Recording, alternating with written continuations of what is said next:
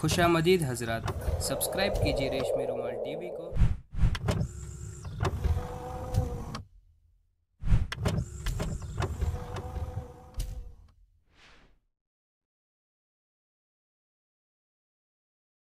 अल्हम्दुलिल्लाह नहमदुहु व नस्तईनुहु व नस्तगफिरुहु व नु'मिनु बिही व नतवक्कलु अलैहि व नऊज़ु बिल्लाहि मिन शुरूरि अंफुसिना व मिन सय्यिआति अअमालिना मन यहदिहिल्लाहु फला मुदिल्ल लहु व मन युद्लिल फला हादिय लहु व नशहदु अन ला इलाहा इल्लल्लाह वहदहु ला शरीका लहु व नशहदु अन्न सय्यिदना व मौलाना मुहम्मदन अब्दुहु व रसूलुहु। قال الله تعالى في القرآن المجيد سبحان الذي أسرى بعبده ليلا من المسجد الحرام إلى المسجد الأقصى صدق الله العظيم۔ اللہ تبارک و تعالیٰ نے قرآن کریم میں واقعہ معراج کو یوں بیان فرمایا، سبحان الذي أسرى بعبده ليلا من المسجد الحرام إلى المسجد الأقصى، کہ پاک ہے وہ ذات جو اپنے بندے کو راتوں رات مسجد حرام سے مسجد اقصی تک لے گئی۔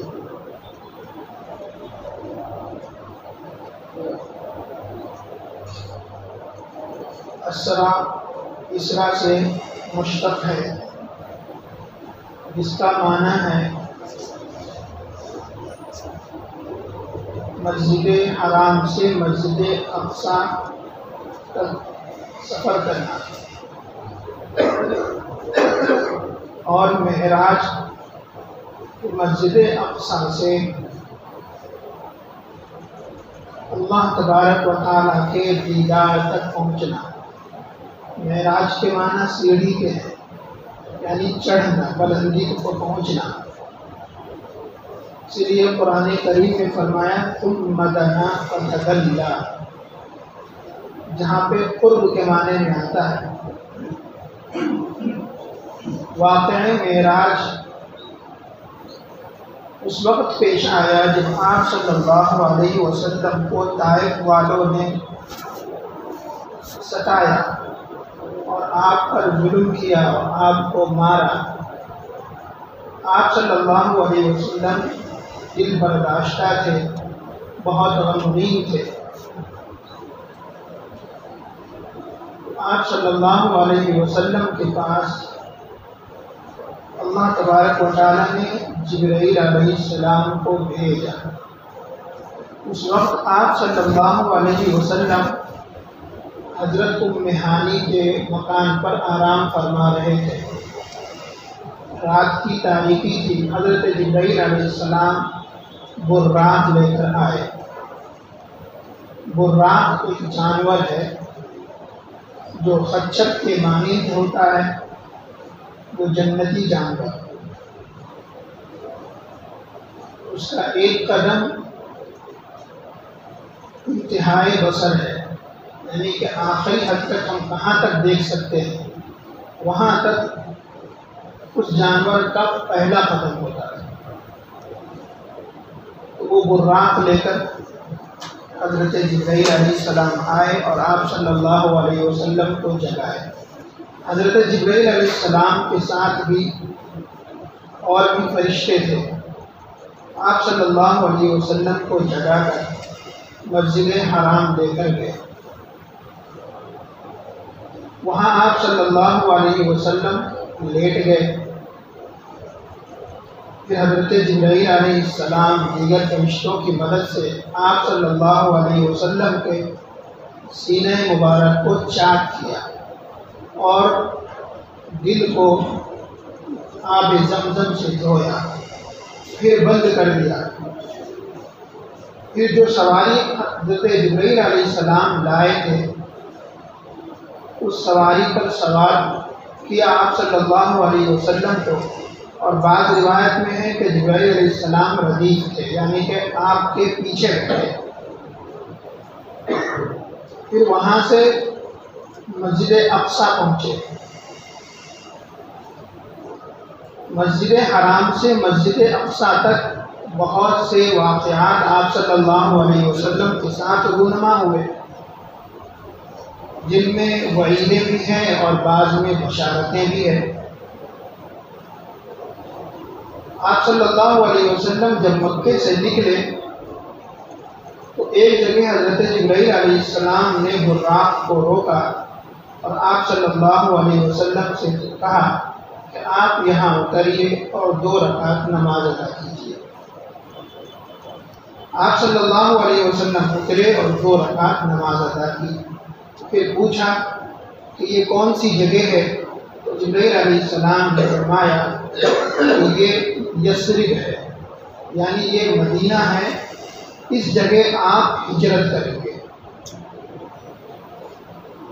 پھر اور آگے بڑھے تو ایک جگہ اور حضرت جبرائیل علیہ السلام نے روکا سواری کو اور کہا کہ یہاں بھی 2 رکعت آپ نماز ادا کریں۔ آپ صلی اللہ علیہ وسلم 2 رکعت ادا کرنے کے بعد پھر پوچھا یہ کون سی جگہ ہے؟ جبرائیل علیہ السلام نے فرمایا یہ وادی سینا ہے، یہ وہ جگہ ہے جہاں پر حضرت موسیٰ علیہ السلام کو اللہ تبارک و تعالیٰ سے ڈائریکٹ بات ہوتی تھی۔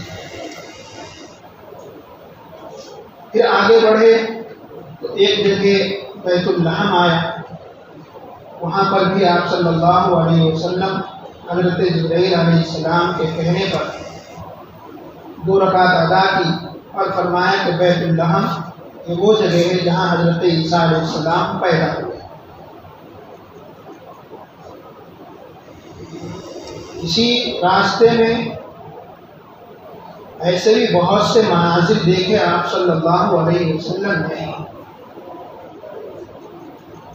دیکھا کہ ایک بڑھیا اور ایک بوڑھا آپ صلی اللہ علیہ وسلم کو سلام کر رہے ہیں۔ حضرت جبرائیل علیہ السلام نے کہا سلام کا جواب مت دیجیے۔ آگے بڑھ گئے، پھر پوچھا یہ کون تھے؟ تو آپ صلی اللہ علیہ وسلم کو حضرت جبرائیل علیہ السلام نے فرمایا کہ یہ بڑھیا جو تھی، جو دھیمے آواز سے سلام کر رہی تھی، لڑکھڑاتی ہوئی آواز سے، وہ دنیا ہے کہ دنیا اب اپنے آخری مراحل سے گزر رہی ہے، یعنی آپ کے بعد کوئی نبی نہیں آئے گا اور پھر دنیا فنا ہو جائے گی۔ فرمایا کہ وہ بوڑھا کون تھا؟ تو آپ صلی اللہ علیہ وسلم کو حضرت جبرائیل علیہ السلام نے کہا کہ وہ بوڑھا شیطان تھا جو آپ کو گمراہ کر رہا تھا۔ اور آگے بڑھے آپ صلی اللہ علیہ وسلم تو دیکھا کہ بہت سے لوگ ہیں جو بیک وقت فصل کاٹتے ہیں اور اسی روز ان کی فصل پک بھی جاتی ہے اور پھر اس کو کاٹ بھی لیتے ہیں، بوتے ہیں اور کاٹ لیتے ہیں۔ حضرت جبرائیل علیہ السلام نے کہا کہ یہ آپ کی امت کے نیک لوگ ہیں جو اللہ کی رضا اور خوشنودی کے لیے اپنا مال اللہ کے راستے میں خرچ کرتے ہیں اور اللہ پہ بھروسہ رکھتے ہیں، اور اللہ تبارک و تعالیٰ ان کو مال خرچ کرنے کی وجہ سے کئی گنا بڑھا چڑھا کر واپس بھی کرتے ہیں۔ پھر آپ صلی اللہ علیہ وسلم اور بھی وعیدیں ہیں، تو وعیدیں تو نہیں سنانا چاہتا، عموماً ایسی راتوں میں نئے لوگ آتے ہیں، ڈر جائیں گے۔ پھر آپ صلی اللہ علیہ وسلم مسجد اقصی پہنچے۔ جبرائیل علیہ السلام نے براق کو ایک دیوار سے باندھا، وہاں پر انبیاء کرام علیہ السلام پہلے سے موجود تھے۔ آپ صلی اللہ علیہ وسلم جب مسجد کے اندر داخل ہوئے اور سب منتظر تھے کہ آخر نماز کون پڑھائیں گے، ہر نبی کے دل میں یہ خواہش تھی کہ میں یہ مقام رکھتا ہوں اللہ کے نزدیک، مجھے موقع ملے گا۔ حضرت جبرائیل علیہ السلام آگے بڑھے، آپ صلی اللہ علیہ وسلم کا ہاتھ تھاما اور کہا کہ آپ امامت فرمائیں۔ آپ صلی اللہ علیہ وسلم نے 2 رکعت نماز ادا کی، امامت کروائی 2 رکعت کی۔ نماز سے فارغ ہونے کے بعد پھر نکلے اور نکل کر سیڑھی لائی گئی جس کو معراج کہتے ہیں۔ تو اس سیڑھی کے ذریعے پھر آپ صلی اللہ علیہ وسلم آسمان کی طرف سفر کیا۔ تو مسجد حرام سے مسجد اقصیٰ کے سفر کو اسرا کہتے ہیں، اور مسجد اقصیٰ سے عرش تک کے یعنی اللہ سے ملاقات تک کے سفر کو، 7واں آسمان کے سفر کو معراج کہتے ہیں۔ آپ صلی اللہ علیہ وسلم پہلے آسمان پر جبرائیل علیہ السلام کے ساتھ پہنچے۔ جبرائیل علیہ السلام نے دروازہ پہ دستک دی، فرمایا آپ کے ساتھ کون ہے؟ تو کہا میرے ساتھ محمد صلی اللہ علیہ وسلم ہے۔ تو اس دربان نے، فرشتے نے کہا کیا ان کو بلایا گیا ہے؟ تو جبرائیل علیہ السلام نے مثبت میں جواب دیا جی ہاں ان کو بلایا گیا ہے۔ چنانچہ فرشتے نے دروازہ کھولا تو وہاں پر جب داخل ہوئے تو حضرت آدم علیہ السلام وہاں پر تشریف فرما تھے۔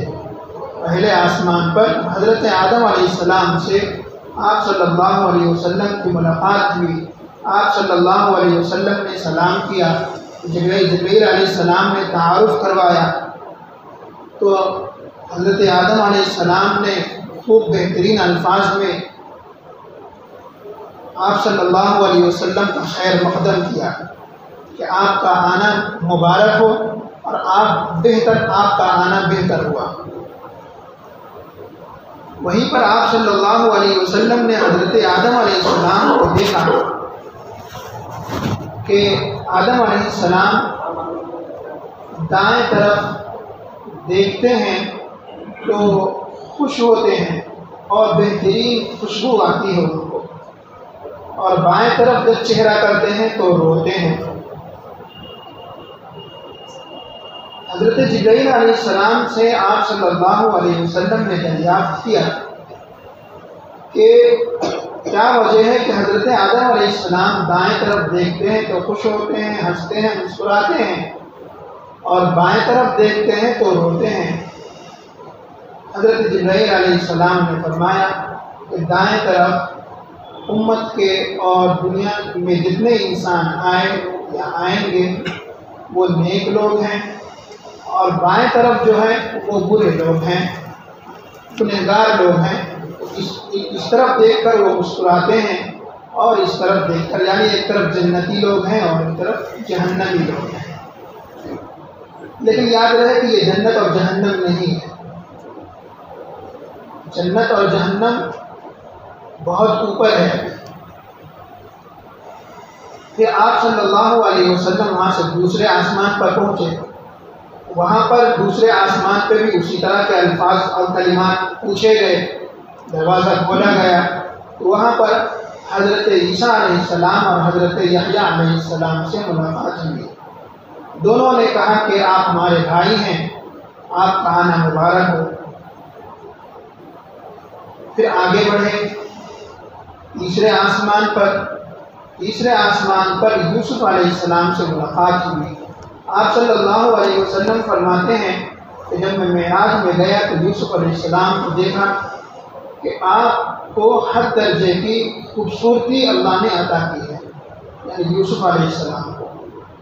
اس لیے ایک روایت میں ہے کہ جنتی لوگ جب جنت میں داخل ہوں گے تو ان کو یوسف علیہ السلام جیسی خوبصورتی عطا کی جائے گی۔ اس قدر حضرت یوسف علیہ السلام خوبصورت تھے۔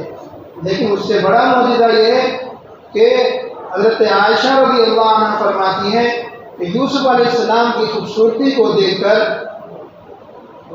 وہاں کی مصر کی عورتوں نے ہاتھ کاٹ لیے، یوسف علیہ السلام سے میرے آقا کہیں زیادہ خوبصورت ہے، اگر وہ عورتیں میرے آقا کو دیکھتی تو اپنے گردنیں کاٹ لیں۔ تو یوسف علیہ السلام سے ملاقات ہوئی، انہوں نے بھی خیر مقدم کیا۔ پھر آگے بڑھے چوتھے آسمان پر حضرت ادریس علیہ السلام سے ملاقات ہوئی۔ پانچویں آسمان پہ حضرت ہارون علیہ السلام سے ملاقات ہوئی، چھٹے آسمان پہ حضرت موسیٰ علیہ السلام سے ملاقات ہوئی، ساتویں آسمان پہ حضرت ابراہیم علیہ السلام سے ملاقات ہوئی۔ حضرت ابراہیم علیہ السلام کے بارے میں آپ صلی اللہ علیہ وسلم فرماتے ہیں کہ معراج کی رات جب میں گیا تو ساتویں آسمان پہ میں نے ابراہیم علیہ السلام کو دیکھا، وہ بیت معمور سے ٹیک لگائے بیٹھے ہیں۔ اب بیت معمور کیا ہے؟ بیت معمور وہ فرشتوں کا، یوں کہیے کہ فرشتوں کا کعبہ ہے۔ جس طرح ہمارا کعبہ مکے میں ہے، ہو اسی کے اوپر ساتویں آسمان پہ بیت معمور ہے۔ وہاں پر روزانہ 70,000 فرشتے طواف کرتے ہیں۔ حدیث پاک میں لکھا ہے کہ 70,000 فرشتے وہاں روزانہ طواف کرتے ہیں، اور جو ایک مرتبہ طواف کر لیتا ہے قیامت آنے تک اس کو دوسری مرتبہ موقع نہیں ملے گا۔ اتنی تعداد میں اللہ تبارک و تعالیٰ نے فرشتوں کو پیدا فرمایا۔ بیت معمور سے آگے بڑھے تو سدرۃ المنتہا کے پاس پہنچے۔ سدرہ بیری کے درخت کو کہتے ہیں۔ آپ صلی اللہ علیہ وسلم نے فرمایا کہ وہ بیری کا درخت بہت خوبصورت تھا، اس کے پتے گویا ہاتھی کے کانوں کے برابر تھے، اور اس کا پھل جو بڑا مٹکا ہوتا ہے پانی کا اس طرح بڑے تھے، اور اس پر انوار و تجلیات اس درخت کو گھیرے ہوئے تھے۔ وہاں سدرۃ المنتہا پر، اور منتہا کیوں کہتے ہیں سدرہ بیری کے درخت کو، اور منتہا کیوں کہتے ہیں کہ روزانہ جو ہمارے اعمال ہوتے ہیں اور وہ اعمال وہاں تک پہنچائے جاتے ہیں، وہاں تک پہنچائے جاتے ہیں، پھر وہاں سے پھر اللہ تبارک و تعالیٰ کے پاس پہنچانے والے دوسرے فرشتے مقرر ہیں۔ تو اس لیے اس کو منتہا کہتے ہیں کہ وہاں پر جا کر جو فرشتے ہیں دنیا سے لے جانے والے ہمارے اعمال کو اچھے ہوں یا برے وہاں تک وہ پہنچا دیتے ہیں، اور وہاں سے آ جاتے ہیں، اور وہاں سے دوسرے لگتا ہے۔ آپ صلی اللہ علیہ وسلم کو حضرت جبرائیل علیہ السلام نے کہا کہ اے پیارے حبیب صلی اللہ علیہ وسلم، اب یہاں سے میں آگے نہیں بڑھ سکتا، اگر میں یہاں سے ایک قدم بھی آگے بڑھوں گا تو میرے پر جل جائیں گے۔ آپ صلی اللہ علیہ وسلم نے، اور اس وجہ سے حضرت جبرائیل علیہ السلام نے کہا کہ آپ میرے گھر سے لے کر مسجد حرام تک، مسجد حرام سے مسجد اقصیٰ تک، پھر مسجد اقصیٰ سے ہر آسمان پر، اور ہر آسمان پہ آپ نے ہمارا تعارف کرایا، اور یہاں پر اچانک آپ میرا ساتھ چھوڑ رہے ہیں۔ تو حضرت جبرائیل علیہ السلام نے کہا کہ یہاں سے آگے بڑھنے کی کسی میں ہمت نہیں ہے، اگر میں آگے بڑھوں گا تو میرے پر جل جائیں گے۔ پھر آپ صلی اللہ علیہ وسلم کے لیے قالین لائی گئی، پھر اس پر آپ صلی اللہ علیہ وسلم اس قالین پر سوار ہوئے، پھر وہاں تک اللہ تبارک و تعالیٰ، وہاں تک اللہ کی مشیت سے پہنچے کہ آپ صلی اللہ علیہ وسلم فرماتے ہیں کہ وہ جگہ صریف الاقلام ہے کہ وہاں پر میں اتنا قریب ہو گیا کہ قلم کے چلنے کی آواز سن رہا تھا۔ فرشتوں کے قلم کے جو تقدیر لکھے جاتے ہیں، وہاں پر جو ہماری تقدیر ہے، اچھائی ہو یا برائی ہو، بعض روایت میں ہے کہ صریف الاقلام تک حضرت جبرائیل علیہ السلام ساتھ گئے، پھر اس سے آگے انہوں نے معذرت کر دی۔ قرآن میں ہے ثم دنا فتدلى فكان قاب قوسين او ادنى، یعنی کہ اس سے بھی قریب تک کیا گیا میں، اور اللہ کے تجلی کو، اللہ کے نور کو میں نے اپنی آنکھوں سے دیکھا۔ یہیں پر یہ اختلاف ہوتا ہے کہ اکثر صحابہ کرام کی روایت ہے جو راجح قول کے مطابق کہ کہ آپ صلی اللہ علیہ وسلم نے اللہ کو دیکھا اپنی جسمانی آنکھوں سے، اپنے سر کی آنکھوں سے، لیکن کچھ صحابہ ہیں جو قرآن کی آیت سے یہ استدلال کرتے ہیں کہ صرف نور کو دیکھا، تو حدیث اس کی تفسیر بتلا رہی ہے کہ آپ صلی اللہ علیہ وسلم نے اللہ تبارک و تعالیٰ کا بھی دیدار کیا۔ یہ آپ صلی اللہ علیہ وسلم کی سب سے بڑی فضیلت ہے کہ اللہ کا دیدار دنیا میں کوئی نہیں کر سکتا، اور جتنے بھی انبیاء کرام آئے ابھی تک کسی نے بھی اللہ کا دیدار نہیں کیا۔ آپ صلی اللہ علیہ وسلم نے اللہ تبارک و تعالیٰ کا دیدار کیا۔ پھر اللہ تبارک و تعالیٰ آپ صلی اللہ علیہ وسلم سے کلام فرمائے۔ بعض روایتوں میں ہے کہ جب آپ صلی اللہ علیہ وسلم قریب میں گئے تو آپ صلی اللہ علیہ وسلم نے کہا التحیات للہ والصلوات والطیبات۔ یہ تین الفاظ التحیات للہ والصلوات والطیبات کہ تمام میری قولی عبادتیں جیسے میں بول رہا ہوں دین کی باتیں، یہ بھی ایک عبادت ہے، تسبیحات ہے، ذکر ہے، قرآن کی تلاوت ہے، یہ سب بول کے ذریعے ہوتی ہے، زبان کے ذریعے۔ تو میری تمام قولی عبادتیں التحیات للہ والصلوات، اور تمام فعلی عبادتیں جیسے رکوع سجدہ کرنا، نماز ادا کرنا، حج عمرہ کرنا، طواف کرنا، یہ سب جسمانی عبادت ہے۔ تو تمام میری فعلی عبادتیں، جسمانی عبادتیں، والطیبات، اور تمام مالی عبادتیں جو ہم اللہ کے راستے میں خرچ کرتے ہیں، دین کے نام پر خرچ کرتے ہیں۔ تو آپ صلی اللہ علیہ وسلم نے کہا کہ یہ میری تینوں عبادتیں صرف اور صرف اللہ کے لیے ہیں۔ پھر اللہ تبارک و تعالیٰ نے کہا السلام علیک ایھا النبی ورحمۃ اللہ وبرکاتہ۔ آپ صلی اللہ علیہ وسلم کی عظمت کو سمجھیے کہ خود اللہ تبارک و تعالیٰ آپ صلی اللہ علیہ وسلم کو سلام کر رہا ہے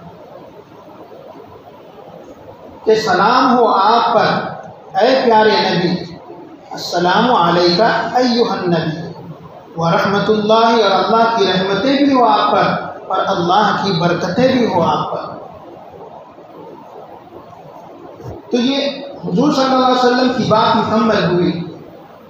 پھر اللہ تبارک و تعالیٰ نے کہا، سلام پیش کیا، اور آپ صلی اللہ علیہ وسلم کے جو امت کی خاطر جو درد تھا اس کو بھی سمجھنے کی ضرورت ہے۔ فوراً آپ صلی اللہ علیہ وسلم نے کہا السلام علینا وعلی عباد اللہ الصالحین، کہ سلامتی ہو ہمارے نیک بندوں، نیک لوگوں پر بھی، السلام علینا وعلی عباد اللہ الصالحین، ہم پر بھی ہو اور ہمارے جو نیک لوگ ہیں، نیک امتی ہیں، ان پر بھی سلامتی نازل ہو۔ وہاں بھی گویا آپ صلی اللہ علیہ وسلم نے اپنی امت کو نہیں بھولا۔ جبرائیل علیہ السلام جو سدرۃ المنتہا کے پاس تھے، وہاں تک آواز آ رہی تھی۔ جبرائیل علیہ السلام نے کہا اشہد ان لا الہ الا اللہ واشہد ان محمدا عبدہ ورسولہ۔ یہ فضیلت ہم اب تک ہم میں سے اکثر نہیں سنے ہوں گے۔ ہم نماز میں اتحیات میں کیا کہہ رہے ہیں اس کی میننگ ہم کو نہیں معلوم ہے۔ اگر ہم مکمل میننگ کے ساتھ پڑھیں گے تو ہماری نماز خشوع و خضوع والی ہوگی، پھر ہمارے دماغ اور ذہن بھٹکے گا نہیں۔ عموماً شیطان ہماری نمازوں کو اچک لیتا ہے، لیکن اگر نماز مکمل ترجمے کے ساتھ اگر ہمیں یاد ہو تو جوں ہم وہ الفاظ عربی کے پڑھیں گے اس کے معانی ہمارے ذہن و دماغ میں آئیں گے تو مکمل دھیان اللہ کی طرف ہے۔ پھر وہ نماز قبولیت والی نماز ہے، اعلیٰ درجے کی نماز ہے جو نماز صحابہ کرام پڑھتے ہیں۔ خیر، پھر آپ صلی اللہ علیہ وسلم کو اللہ تبارک و تعالیٰ نے 3 تحفے دیے۔ 50 وقت کی نماز روزانہ، روزانہ 50 وقت کی نماز، اور پھر سورہ بقرہ کی آخری 3 آیت۔ اس لیے آپ صلی اللہ علیہ وسلم فرماتے تھے کہ سورہ بقرہ کے آخری جو 3 آیت ہے وہ عرش کے خزانوں میں سے، کہ اس سے پڑھنے سے بلیات دور ہو جاتے ہیں، مصیبتیں دور ہوتی ہیں۔ خود اللہ تبارک و تعالیٰ نے جب یہ گفٹ یا تحفہ دیتے وقت کہا کہ اس کو پڑھنے کے لیے اپنی امت کو آپ کہتے رہیے گا کہ اس کے ذریعے وہ اس میں جتنی باتیں کہی گئی ہیں وہ اگر صحیح دل سے مانیں گے تو میں انہیں عطا کروں گا۔ اور تیسرا تحفہ اللہ تبارک و تعالیٰ نے شرک کے علاوہ امت کے ہر گنہگار کی معافی، جیسے کافر لوگ ہیں ان کی معافی نہیں ہوگی، وہ ہمیشہ جہنم میں ہوں گے، لیکن آپ صلی اللہ علیہ وسلم کے اس تحفے کی وجہ سے اس امت میں جو گنہگار ہوں گے ان کو ایک مدت تک سزا دے کر ان کے گناہوں کے بدلے وہ سزا دے کر پھر اللہ تبارک و تعالیٰ فرشتوں سے کہیں گے کہ اب ان بندوں کو جہنم سے نکال دو۔ اس لیے قیامت میں انبیاء بھی سفارش کریں گے، ان کی سفارش سے بھی لوگ جہنم سے نکلیں گے۔ اسی طرح اگر نیک اولاد ہے تو اپنے ماں باپ کے لیے سفارش کریں گے تو اللہ تبارک و تعالیٰ ان کی سفارش قبول فرمائیں گے۔ اسی طرح حفاظ ہیں، علماء کرام ہیں، یہ بھی سفارش کریں گے، ان کی بھی سفارش قبول کی جائے گی۔ حدیث پاک میں آتا ہے کہ حتیٰ کہ ایک ایک کر کے ہر ایک لوگ اپنے اپنے قریبی رشتہ داروں کو اللہ سے سفارش کر کے نکال لیں گے، لیکن ایک بندہ ایسا ہوگا کہ جس کی سفارش کرنے والا کوئی نہیں ہوگا، اس کی سفارش اس کے ندامت کے آنسو کہیں گے کہ اے بار الہا یہ کبھی نہیں روتا تھا تیرے ڈر سے، لیکن میں گواہ ہوں کہ تھوڑا سا قطرہ آپ کے ڈر سے دنیا میں اس کی آنکھ میں آیا تھا، میں گواہ ہوں، اس کے طفیل آپ معاف کر دیجئے۔ وہ چھوٹے سے آنسو کے بدلے اللہ تبارک و تعالیٰ اس کو معاف کر دیں۔ آنسو کی کیا قیمت ہے اللہ تبارک و تعالیٰ کے نزدیک؟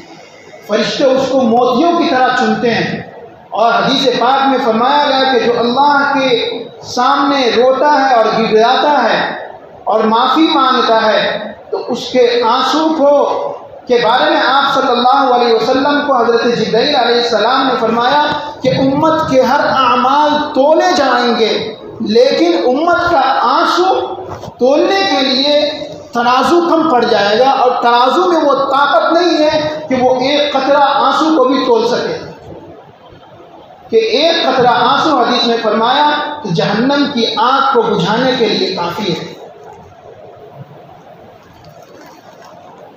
تو یہ 3 تحفے اللہ تبارک و تعالیٰ نے آپ صلی اللہ علیہ وسلم کو دیے۔ آپ صلی اللہ علیہ وسلم وہ تینوں تحفے لے کر واپس آ رہے تھے تو حضرت موسیٰ علیہ السلام سے 6 آسمان پہ ملاقات ہوئی۔ پوچھا کہ کیا حکم ملا ہے اور کیا آپ کو گفٹ ملا ہے؟ آپ صلی اللہ علیہ وسلم نے بتلایا کہ 50 وقت کی دن رات میں 50 وقت کی نمازیں، اور سورہ بقرہ کی آخری 3 آیتیں، اور شرک کرنے والوں کے علاوہ تمام گناہ گاروں کی معافی۔ شرک کسے کہتے ہیں؟ کہ اللہ کی ذات میں کسی اور کو شریک کرنا، اللہ کی ذات میں کسی اور کو شریک کرنا کہ آپ بھی دینے والے ہیں، آپ ہمیں دے دیجئے۔ جیسے کہ اگر بازار پہ جاتے ہیں تو جانے کے وہ آداب ہیں کہ آپ ڈائریکٹ ان سے نہیں مانگ سکتے، پھر ان میں، اور پھر یہی تو شرک ہے، ہم ان سے ڈائریکٹ نہیں مانگ سکتے، یہ شرک ہے۔ تو اللہ کی ذات میں کسی کو شریک کرنا یہ شرک ہے، اور ایسے شرک کرنے والوں کی معافی نہیں ہے۔ اللہ تبارک و تعالیٰ نے قرآن میں بار بار فرمایا ان اللہ لا یغفر ان یشرک بہ ویغفر ما دون ذلک لمن یشاء، کہ اللہ تبارک و تعالیٰ، بے شک اللہ تبارک و تعالیٰ شرک کرنے والوں کو معاف نہیں کرے گا، اس کے علاوہ جس کو چاہے گا معاف کر دے گا۔ تو اللہ کی ذات میں ہم کسی کو شریک نہ کریں۔ وَلَمْ يَكُنْ لَهُ كُفُوًا أَحَدٌ، فرمایا کہ اللہ کے برابر اور اللہ کے مثل کوئی چیز نہیں ہے۔ کرسچن لوگ اسی لیے گمراہ ہوئے کہ وہ عیسیٰ علیہ السلام کو اللہ کا بیٹا قرار دے کر شریک کر دیا۔ تو شرکیہ کاموں سے اور شرکیہ عقائد سے ہم اپنے آپ کو بچائیں۔ تو موسیٰ علیہ السلام نے کہا کہ میں بنی اسرائیل کو یعنی کہ اپنی امت کو آزما چکا ہوں اور مجھے اچھا تجربہ ہے، اس روشنی میں میں کہہ رہا ہوں کہ آپ کی امت 50 وقت کی نماز روزانہ نہیں پڑھ پائے گی، اس لیے آپ دوبارہ تشریف لے جائیے اور اللہ سے تخفیف کروائیے، کم کروائیے نماز کو۔ آپ صلی اللہ علیہ وسلم گئے، 5 نمازیں کم ہو گئی۔ پھر موسیٰ علیہ السلام روکے، کہا کتنی کم ہوئی؟ تو 5۔ پھر موسیٰ علیہ السلام کے اصرار کرنے پر دوبارہ آپ صلی اللہ علیہ وسلم تشریف لے گئے۔ کئی مرتبہ تشریف لے جانے کے بعد آخر میں بھی حضرت موسیٰ علیہ السلام نے کہا کہ اے محمد صلی اللہ علیہ وسلم، میری جو بنی اسرائیل قوم ہے اس پر 2 وقت کی نماز تھی، وہ بھی نہیں پڑھتی تھی، آپ کی امت 5 وقت کی نماز نہیں پڑھ پائے گی۔ تو آپ صلی اللہ علیہ وسلم نے فرمایا کہ میرے جو نیک بندے ہوں گے، جو مجھ سے محبت کرنے والے ہوں گے، وہ ضرور ان 5 نمازوں کی حفاظت کریں گے۔ پھر وہاں سے آپ صلی اللہ علیہ وسلم واپس ہو رہے تھے تو پیچھے غیب سے آواز آئی کہ اے محمد صلی اللہ علیہ وسلم، آپ کے اس بول کو اور اس ادا کو اللہ نے اس قدر قبول فرمایا کہ آپ کی امت 5 وقت کی نماز پڑھے گی لیکن ثواب 50 وقت کا ملے گا۔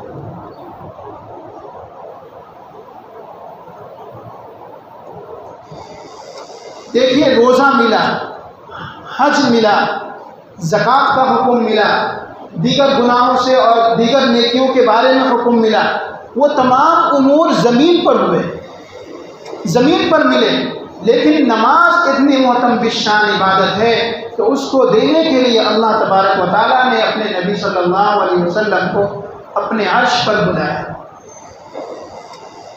اس لیے ہم نماز کا اہتمام کریں اور نماز کو ہم سے ترک نہ ہو پائے، ہم اس کا اہتمام کیا کریں کہ دنیا چند روزہ زندگی ہے، پھر اس کے بعد زندگی کا حساب و کتاب ہے، وہ تمام دینا ہے۔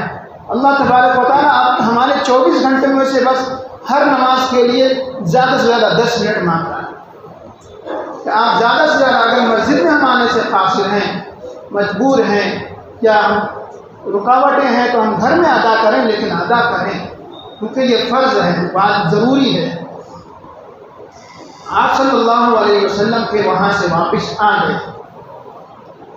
حضرت جبرائیل علیہ السلام نے آپ صلی اللہ علیہ وسلم کو آپ کے گھر چھوڑ دیا۔ صبح ہوئی تو آپ صلی اللہ علیہ وسلم نے لوگوں میں خبر کی کہ میں رات میں میرا سفر عرش تک ہوا۔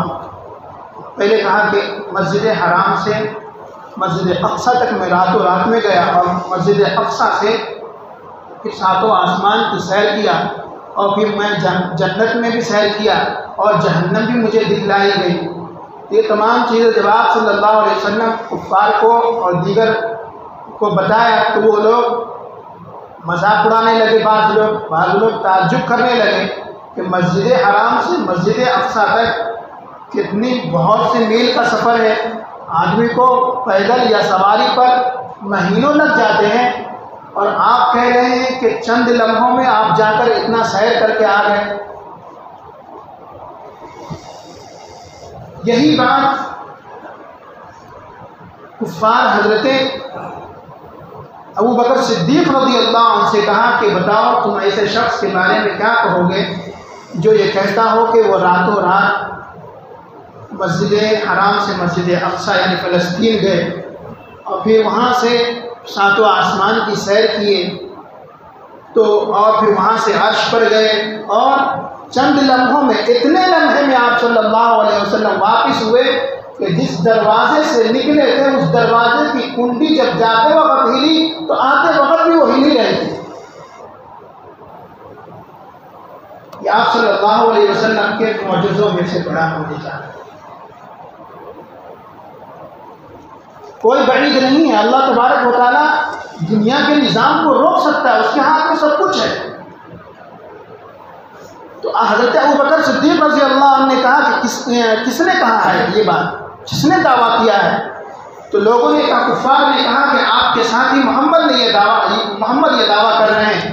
حضرت ابوبکر صدیق رضی اللہ عنہ بے ساختہ کہا کہ اگر میرے آقا محمد صلی اللہ علیہ وسلم کہہ رہے ہیں تو واقعی ان کا سفر سچا ہے اور وہ واقعی وہ جا کر آئے ہیں. اسی روز سے حضرت ابوبکر رضی اللہ عنہ کے نام کے آگے صدیق کا لقب دیا گیا کہ سب سے پہلے آپ صلی اللہ علیہ وسلم کے سفر کی تصدیق کرنے والے، ماننے والے، قبول کرنے والے. پھر آزمائش کے طور پر، امتحان کے طور پر کفار نے کہا کہ اچھا بتاؤ، مسجد اقصیٰ جو گئے تو مسجد اقصیٰ میں کتنے پلر ہیں، کتنے پائے ہیں، اور ان کے دروازے کیسے ہیں، اس کا صحن کیسا ہے؟ اللہ تبارک و تعالیٰ سے آپ صلی اللہ علیہ وسلم نے دعا کی. آپ صلی اللہ علیہ وسلم، ظاہر سی بات ہے کہ کوئی جب سفر کرنے جاتا ہے، خود ہمیں نہیں معلوم کہ اس میں کتنے کھٹکے لگے ہوئے مسجد میں، تو کوئی مقصد سے سفر کرتا ہے تو اپنے مقصد کے لیے وہ تھوڑی پلرز یا پھر دیگر چیزوں کو شمار کرنے جاتا ہے. لیکن آپ صلی اللہ علیہ وسلم نے اللہ تبارک و تعالیٰ سے دعا کی کہ اے باری الہ، ان لوگوں کا سوال ہے، ہو سکتا ہے یہ ایمان لے آئے، آپ مجھے وہ ان چیزوں کا علم دے دیجئے. آپ صلی اللہ علیہ وسلم کی نگاہوں کے سامنے پوری مسجد اقصیٰ کو کر دیا. جو وہ سوال کرتے تھے کفار، آپ صلی اللہ علیہ وسلم اس کا جواب دیتے تھے کہ اتنے پلرز ہیں، اتنے کھڑکیاں ہیں، اتنے سوراخ ہیں، اور یہ دیوار اس طرف یہ ہے، اس طرف وہ ہے. پھر کہا کہ جو آپ سفر جو کیے مسجد حرام سے مسجد اقصیٰ تک، اس راستے کا بتاؤ مجھے، کہ کوئی ایسی بات بتاؤ کہ جس کو میں مان لوں، ہم لوگ مان لیں. آپ صلی اللہ علیہ وسلم نے فرمایا کہ ایک ملک شام سے مکہ کی طرف ایک قافلہ آ رہا ہے، جو تیسرے دن پہنچے گا. ان کا اونٹ گم ہو گیا تھا، لیکن تھوڑے لمحوں کے بعد اونٹ مل گیا ہے، اب وہ تیسرے دن یہاں مکہ پہنچے گا. تمام لوگ اس کے منتظر تھے کہ وہ اونٹ، وہ قافلہ نہ آئے گا تو ہم محمد صلی اللہ علیہ وسلم کا اور مذاق اڑائیں گے اور ان کی تصدیق کریں گے اور ان کو جھوٹا بتائیں گے. تاریخ کی کتابوں میں اور حدیث کی کتابوں میں لکھا ہے کہ تیسرے دن مغرب کا وقت قریب تھا اور سورج ڈوبنے والا تھا، لیکن وہ قافلہ پہنچا نہیں. آپ صلی اللہ علیہ وسلم نے اللہ سے دعا کی کہ اے اللہ، یہ آخری علامت بتانا ہے اور آپ مجھ پر یہ میری بات کو سچ ثابت کر دیجئے. آپ بھی جانتے ہیں کہ وہ قافلہ آ رہا ہے، لیکن کس وجہ سے یہ تیسرے دن نہیں پہنچا وہ ہمیں معلوم نہیں ہے. آپ میری مدد فرمائیے. چنانچہ آپ صلی اللہ علیہ وسلم کے لیے اللہ تبارک و تعالیٰ نے حد سے آفتاب کر دیا، یعنی کہ سورج کو وہیں کا وہیں روک دیا. پھر وہ قافلہ مکہ کے اندر داخل ہوا، پھر سورج غروب ہوا. یہ منظر دیکھ کر آپ صلی اللہ علیہ وسلم پر بہت سے لوگوں نے ایمان بھی لائے اور بہت سے لوگوں نے کہا کہ یہ تو جادو ہے، جبکہ قرآن کریم میں ہے کہ آپ کے وما صاحبکم بمجنون، کہ آپ کے جو ساتھی ہیں وہ مجنون نہیں ہے، اور نہ آپ کے ساتھی جو ہیں وہ جادوگر، یعنی محمد صلی اللہ علیہ وسلم. اور ان سے پہلے بھی جتنے نبی تھے وہ جادوگر کوئی نہیں تھے. وہ معجزہ ہے جو اللہ کی طرف سے عطا ہوتا ہے. اور اگر نبی کے علاوہ پر اگر کوئی عادت کے خلاف بات ہوتی ہے تو اس کو کشف کہتے ہیں. اور اسی طرح اگر کسی غیر مومن کے ہاتھ پر کوئی عادت کے خلاف جو خرق عادت ہوتی ہے تو پھر اس کو جادو کہتے ہیں. تو یہ تمام واقعہ ہم نے آپ نے معراج کا سنا ہے. اس رات کی فضیلت کیا ہے؟ دیکھیے، آپ صلی اللہ علیہ وسلم کو بعض روایت کے مطابق سن 5 نبوی میں معراج عطا ہوئی کہ نبوت ملنے کے 5ویں سال، بعض میں ہے کہ 8ویں سال، اس کے بعد بھی آپ صلی اللہ علیہ وسلم کئی سال زندہ رہے، لیکن کوئی ایسا پروگرام ثابت نہیں کہ جس میں لوگ راتوں کو جاگیں اور عبادت کریں اور اللہ سے ہوئیں۔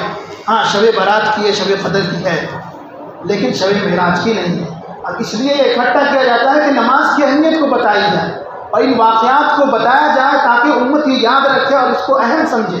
باقی اس رات کی کوئی فضیلت نہیں ہے، نہ اس سے پہلے کوئی روزہ ثابت ہے نہ اس کے بعد ثابت ہے، صرف اتنی فضیلت ہے کہ آپ صلی اللہ علیہ وسلم کو اس رات میں معراج کی یعنی کہ شام رجب کی 27ویں شب کو آپ صلی اللہ علیہ وسلم کو معراج ہوئی اور نماز جیسا تحفہ آپ صلی اللہ علیہ وسلم کو اور اللہ سے ڈائریکٹ مانگنے کا تحفہ امت کو عطا کیا گیا۔ بس اتنی سی فضیلت ہے۔ اللہ تبارک و تعالی ہمیں اور آپ کو عمل کرنے کی توفیق عطا فرمائے۔ وآخر دعوانا